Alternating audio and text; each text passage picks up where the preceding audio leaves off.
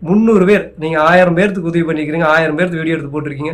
300 பேர்த்தில் கண்டிப்பாக 300 பேர் வந்து கண்டிப்பாக உங்களை மாதிரி இதே மாதிரி கேள்வி கேட்பாங்க. பொறுத்துருங்க.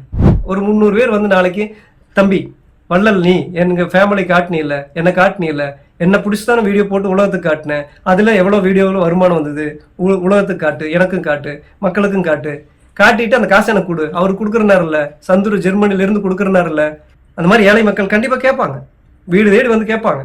இது நடக்கும், வேணா பாருங்களேன். ஏழைகளை காட்டி வீடியோ எடுத்து போட்டிங்கல்ல, அதில் ஒரு 500 பேர், ஏப்பா தம்பி வள்ளல் என்னை காட்டி நீ வீடியோ எடுத்து போட்டே இல்லை, அதில் வருமானம் வந்திருக்குமில்ல, அது எனக்கு கொடு. இப்போ பிரான்ஸ்ல இருந்து அந்த தம்பி உங்களை காட்டி போட்டார்ல, உங்கள் பேரை சொல்லி போட்டார் இல்லையா, அது காசு அவர் தரண்டார்ல. அவர் மனுஷர், அவர் தமிழர், நீங்களும் தமிழர் தானே, நீங்களும் மனுஷர் தானே, நீங்கள் வள்ளல், அதுக்கு மேலே கடவுள். இப்போ எங்கள் ஃபேமிலியை காட்டி வீடியோ போட்டிருக்கீங்களா, அதில் காசு வந்திருக்குமில்ல, அதை காட்டுங்க. முதல்ல கொடுக்கறதுக்கு ஒரு அப்புறம் முதல்ல நீங்கள் அவங்க சவால் விட்டு ஒரு 500 ஏழைங்க, ஏன்னா 1000 பேரும் வருவாங்கன்னு சொல்ல முடியாது, 500 பேர் கண்டிப்பாக வருவாங்க. 500 பேரும் எங்களை காட்டி தான் வீடியோ போட்டீங்க, அதில் வந்து காசை காட்டுங்க, அதை எங்களுக்கு கொடுங்கன்னு கண்டிப்பாக கேட்பாங்க. அப்போது அந்த வள்ளல் என்ன சொல்கிறாரு அந்த சந்துருவருக்கு, ஏய் எம்பட முகத்தை காட்டி என் பேரை சொல்லி என்னை வச்சுத்தான் நீ சம்பாரிச்ச, அந்த வீடியோவில் எவ்வளோ வருமானம் வந்திருக்குது நீ காட்டு, ஆனால் நான் காட்ட மாட்டேன். எப்படிங்க தப்பான வழியில் போயிட்டு தப்பாக ஆடக்கூடாது, தப்பாட்டம் ஆடக்கூடாது, சரியா இருந்தால் சரியான ஆட்டம் ஆடலாம், தப்பு கிடையாது. உங்களுடைய தப்பை மறைக்கிறதுக்கு நீங்கள் வச்சுக்கிட்ட ஒரு கேடயம் தான் அந்த பொறாமை வைத்தறிச்சல் அப்படிங்கிறது, புரியுதா? நான் என்ன சொல்கிறேன், என் முகத்தை காட்டி என் ஃபோட்டோவை காட்டி நீ போட்டு சம்பாதிக்கிறீல்ல அப்படின்னு பேசுகிறாங்கல்ல, இவர் எப்படிங்க சம்பாதிக்கிறாரு உங்கள் வள்ளல்? இந்த வள்ளல் இப்போ என்ன பண்ணுவீங்க, நீங்கள் அதை செய்யவே மாட்டீங்க, ஓடி ஒளிஞ்சுக்கணும். ஏன்னா ஏமாத்துறவங்க தானே, எப்படி வேணாலும் ஏமாத்துவீங்க, ஆனால் சவால் மட்டும் விடுவீங்க. இது எப்படிப்பா? இப்போ சில முட்டாள்லாம் இருக்கிறாங்க, அவங்கள மாதிரி இருக்கிற ஆளுகள்லாம் வந்து ஆமா இல்லை, ஜப்பான்காரன் என்னத்தை கண்டுபிடிக்கிறான், அமெரிக்கக்காரன் என்னத்தை கண்டுபிடிக்கிறான், தமிழுக்கு மட்டும் எதுக்கு இவ்வளோ பொறாம, எங்கள் தலைவர் எங்கள் வள்ளல் இப்படி பணம் உதவி பண்ணிட்டு இருக்காருல்ல, இவங்க மேலே இவளுக்கு இவ்வளோ பொறாம அப்படின்னு சொல்லுவாங்க. ஆனால் உண்மை அது கிடையாதுங்க. உங்கள் தலைவர் உங்கள் வள்ளல் மற்றவங்களை கேலி பண்ணி கிண்டல் பண்ணி அதை ரசித்து சிரித்து அதில் தான் பணம் சம்பாதிச்சிருக்காரு, புரியுதா இல்லைங்களா? இது இப்படி சொன்னால் உங்களுக்கு புரியாது, இன்னும் கொஞ்சம் விளக்கமாக சொல்ல வரேன். இந்த மாதிரி ஹெல்ப் பண்ணுறேன்னு பண்ணி அவங்க மட்டும் அவங்களுக்கே ஹெல்ப் பண்ணி இப்போ வெளிநாட்டில இருந்து பணம் அவங்க சொந்த குடும்பத்துக்கு ஏதாவது அனுப்புவாங்க பார்த்தீங்களா, அதுக்கு ஆப் வச்சிருக்கிறாங்க. சந்துரு அவர் இருக்காரு இல்லைன்னா பிரான்ஸில், அவரை சொன்னார், என்ன சொன்னார் தெரியுங்களா, உன்ன மாதிரி ஆட்கள்னால தான், ஏன்னா நான் அந்த மாதிரி நக்கல் அடித்து கிண்டல் அடிச்செல்லாம் பேச போகிறது இல்லை, நான் உண்மை பேசினாவே அவங்களுக்கெல்லாம் பிடிக்காம மனசு புண்படும். என்னங்க பண்ணுறது, உண்மை சொன்னால் சில பேருக்கு குத்த தான் செய்யும், நம்ம என்ன பண்ணுறது? இப்போது முக்கியமான பாயிண்ட்டுக்கே வரேன், இருங்க வீடியோ ஆரம்பிக்கிறப்ப ஒரு சிரிப்பு வருது, சிரிச்சுக்கிறேன். ஏன்னா இப்போ வந்து பார்த்தீங்கன்னா சில பேர்லாம் புரியலையா, சவால் விட ஆரம்பிச்சிட்டாங்க. சவால் அப்படிங்கிற வார்த்தை எங்கேயோ கேட்ட மாதிரி இருக்கு இல்லையா, ரொம்ப நாளைக்கு முன்னாடியே நம்ம ஒரு ஃபேமிலிக்கெல்லாம் சவால் விட்டுலாம் போட்டிருந்தோம். சரி, அதெல்லாம் தெரியல போல இருக்குது. இப்போ வந்து பிரான்ஸ்ல இருந்து சந்துரு அவங்களுக்கு ஒரு சவால் விட்டுருந்தாங்க ஒருத்தர் இல்லையா, வள்ளல். அவர் வந்து முக்கியமான ஒரு வள்ளல் உங்கள் ஊரில் இருக்கார் இல்லையா, அந்த வள்ளல் வந்து சந்துருக்கு சவால் விட்டுருந்தார். சவால் விஷயத்த ஓகே அவங்க எடுத்துட்டாங்க. அப்போ அதில் என்ன சவால் அப்படின்னா, எம்பட முகத்தை காட்டித்தானே, என் பேரை சொல்லித்தானே நீங்கள் சம்பாதிக்கிறீங்க, அதில் இருக்கிற டாலரை காட்டுங்க, சவாலாகவே நான் கேட்குறேன் அப்படின்னு பேசிட்டு ஒரு வார்த்தை சொன்னாங்க. நம்மளும் அதை சொல்லிடுவோமா?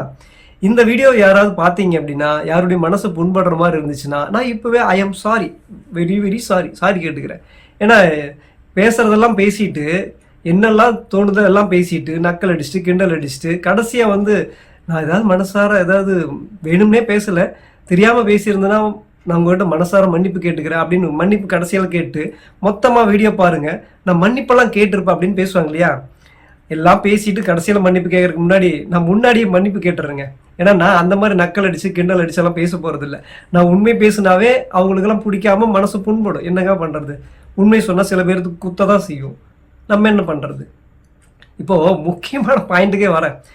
அவர் சந்துரு அவர் என்ன சொல்கிறார், பிரான்ஸ்லேருந்து அவர் என்ன சொல்கிறாருன்னா, ஏய் உன்ன மாதிரி ஆட்கள்னால தான் நீங்கள் இல்லைங்க ஹெல்பிங் யூடியூப் பண்ணுறாங்க பார்த்தீங்களா, அவங்கள சொல்கிறேன். அவர் சந்துரு அவர் சொல்கிறார், நான் இல்லை, உங்களே சொல்லலை, நானும் சொல்லலை, சந்துரு அவர் இருக்கார் இல்லைன்னா பிரான்ஸில், அவரை சொன்னார். என்ன சொன்னார் தெரியுங்களா, உன்ன மாதிரி ஆட்கள்னால தான் வெளிநாட்டுல இருந்து பணம் அனுப்புறாங்க பாத்தியா, அவங்களுக்கெல்லாம் டேக்ஸ் போட்டு டேக்ஸ் அதிகம் பண்ணிட்டாங்க அப்படிங்கிற மாதிரி பேசுறாரு.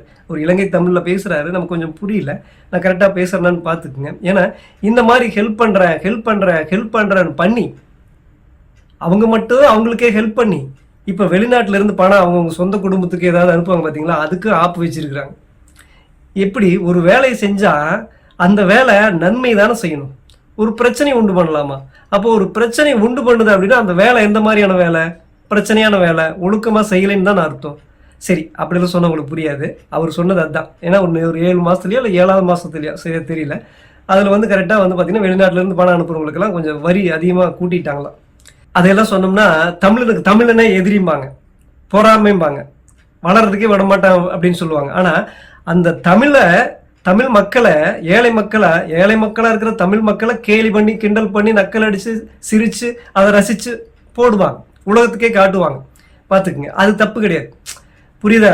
ஒருத்தன் தப்பு பண்றான், தமிழனா இருந்துட்டு தப்பு பண்றான் அப்படிங்கறத சுட்டி காட்டணும்னா உனக்கு பொறாம, நீ வந்து தமிழன் வளர்றதுக்கு விட மாட்டேன்னு அவங்களுக்கு சாதகமா எடுத்துக்குவாங்க. ஜப்பான், சிங்கப்பூர், மலேசியா அந்த மாதிரி அவன் என்னென்னமோ கண்டுபிடிக்கிறான், நீ பொறாமையை கண்டுபிடிச்சிருக்கேன்னு நமக்கு தகுந்த மாதிரி மாத்தி விடுவாங்க.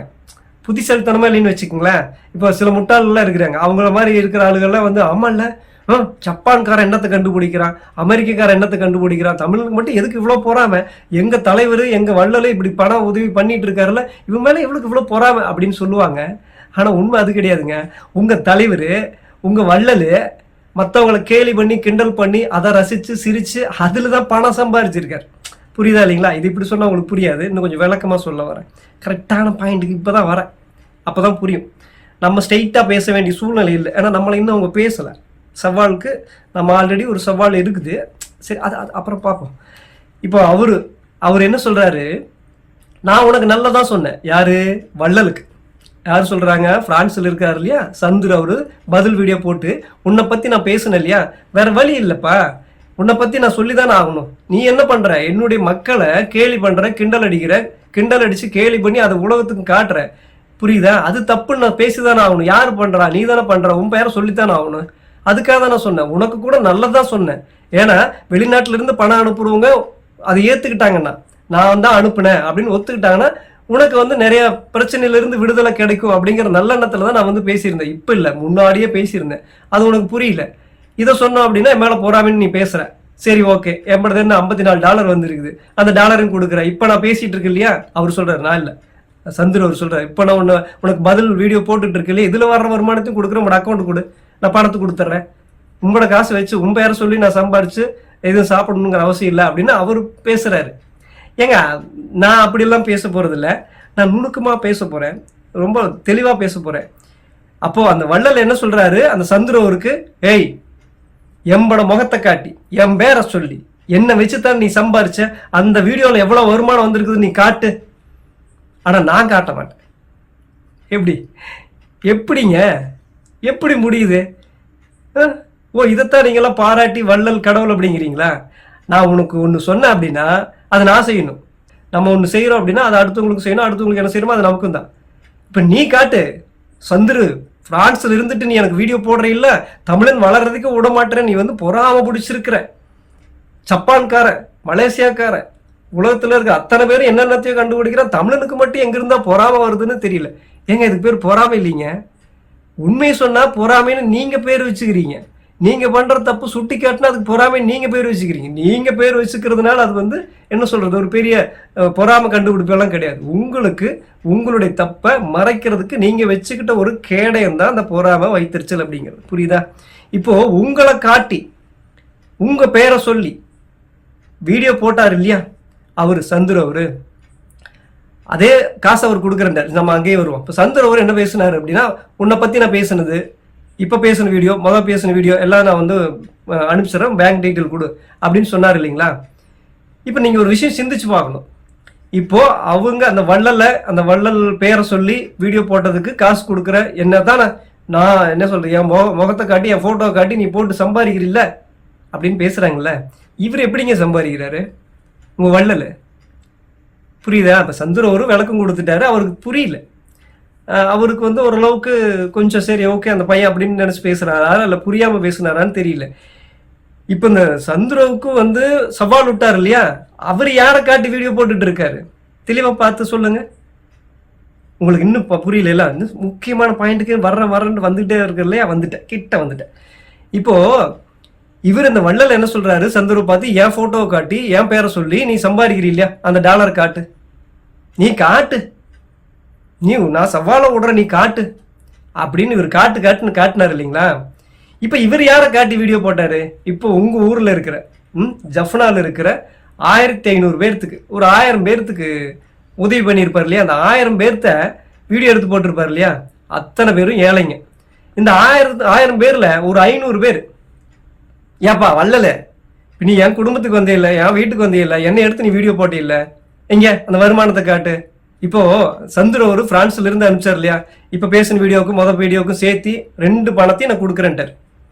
அந்த மனுஷன் அவரு பேச்சு, அவரு நேர்மையா இருக்காரு, தெளிவான பேச்சு, உன்னை பத்தி நான் பேசின காசு உனக்கு கொடுத்துட்றேன்ப்பா, இப்ப பேசுறது கூட கொடுத்துட்றப்பா அப்படின்னு அவர் சொல்லிட்டாரு.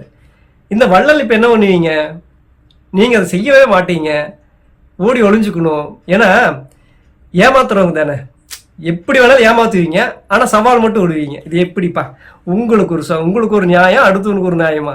ஒரு நியாயம்னா நியாயம் வேண்டாமா, நியாயம்னா நியாயமா பேசுங்கப்பா. இப்போ நீங்க ஒரு 1000 பேர்த்த ஏழைகளை காட்டி வீடியோ எடுத்து போட்டீங்கல்ல, அதுல ஒரு 500 பேர் ஏப்பா தம்பி வள்ளல் என்னை காட்டி நீ வீடியோ எடுத்து போட்டே இல்லை, அதுல வருமானம் வந்திருக்குமில்ல, அது எனக்கு கொடு. இப்ப பிரான்ஸ்ல இருந்து அந்த தம்பி உங்களை காட்டி போட்டார்ல, உங்க பேரை சொல்லி போட்டார் இல்லையா, அது காசு அவர் தரன்ட்டார்ல, அவர் மனுஷர், அவரு தமிழர், நீங்களும் தமிழர் தானே, நீங்களும் மனுஷர் தானே, நீங்க வள்ளல், அதுக்கு மேல கடவுள். இப்ப எங்க ஃபேமிலிய காட்டி வீடியோ போட்டிருக்கீங்களா, அதுல காசு வந்திருக்குமில்ல, அதை காட்டுங்க. முதல்ல கொடுக்கறதுக்கு ஒரு அப்புறம் முதல்ல நீங்க அவங்க சவால் விட்டு ஒரு 500 ஏழைங்க, ஏன்னா 1000 பேரும் வருவாங்கன்னு சொல்ல முடியாது, 500 பேர் கண்டிப்பா வருவாங்க. 500 பேரும் எங்களை காட்டி தான் வீடியோ போட்டீங்க, அதுல வந்து காசை காட்டுங்க, அதை எங்களுக்கு கொடுங்கன்னு கண்டிப்பா கேட்பாங்க. ஏப்பா எப்படிப்பா, நீங்க சொந்தமா எதுவும் பண்ணல. எப்பவுமே நம்ம ஒரு விஷயம் அசலா இருக்கிறோம், சொந்தமா பண்றோம் அப்படின்னா தான் நம்ம வந்து கொஞ்சம் வாய் விடணும், சவால் விடணும், என்ன வேணாலும் பண்ணணும். சும்மா மேலே போய் ரொம்ப எல்லாருமே வந்து தூக்கி வச்சுட்டாங்க அப்படிங்கிறக்கோசரம் வந்து நம்ம ஆடக்கூடாது, புரியுதா? தப்பான வழியில போயிட்டு தப்பா ஆடக்கூடாது, தப்பாட்டம் ஆடக்கூடாது. சரியா இருந்தால் சரியான ஆட்டம் ஆடலாம், தப்பு கிடையாது. இப்போ இந்த ஏழைகள் 500 பேர் வந்து வீடியோ போட்டிங்க இல்லையா, அந்த ஏழைகள் 500 பேர் வேண்டாங்க, ஒரு 300 பேர் வந்து என்னோட வீடியோ நீ போட்டே இல்லை, அதுல எவ்வளவு சம்பாதிச்சிருக்கன்னு காட்டு, உலகத்துக்கு காட்டு, எனக்கு காட்ட வேண்டாம். ஏன்னா என்ன நீ உலகத்துக்கு காட்டினீ இல்ல, அந்த மாதிரி ஏழை மக்கள் கண்டிப்பா கேட்பாங்க, வீடு தேடி வந்து கேட்பாங்க. இது நடக்கும், வேணா பாருங்களேன்.